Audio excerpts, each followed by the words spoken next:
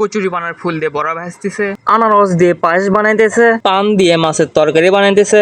আজকে আমি আপনাদেরকে দেখাবো যে আজকে আনারস দিয়ে কিভাবে পায়েস তৈরি করে এবং সে বিষাক্ত আনারস এবং দুধ মিশিয়ে সে পায়েস কিভাবে খায়, এবং আরো কচুরি পানা দিয়ে বড়া ইত্যাদি অনেক ধরনের রান্না আমি আপনাদেরকে দেখাবো। যখন এগুলো কিন্তু বর্তমানে ভাইরাল ট্রেন্ডিং এ রয়েছে, একজন কিন্তু এগুলো অনেক প্রচুর তৈরি করতেছে এবং সে ভাইরাল হয়েছে। তো চল না দেরি না করে আমরা আগে সেগুলো রান্না দেখে আসি। ভাই এটা কিন্তু আনারস দিয়ে পায়েস রান্না করতেছে দুধ দিয়ে। আমি শুনছি পায়েস আনারস কি দুধ আর আনারস মিশলে নাকি বিষাক্ত হয়।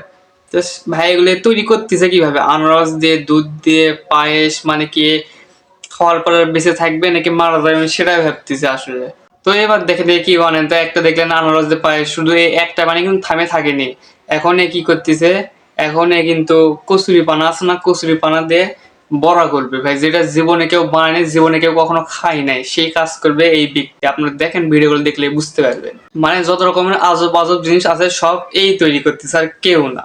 আবার কি কখনো শুনেছেন যে নিম পাতা হয় অনেক তিতো, কেউ খাইতে চায় না, রসও কেউ খাইতে চায় না, যে অনেক তিতা হয়, আর সে কি করতেছে নিম পাতা দিয়ে রুটি তৈরি করতেছে। মানে বলতেছি কি যত রকমের আজাইরা খাবার আছে সব এই তৈরি করতেছে। দেখেন নিম পাতাতে সে রুটি তৈরি করতেছে, সেই রুটি কি কেউ খাইতে পারবে? তিতা তিতা লাগবে সেই রুটি।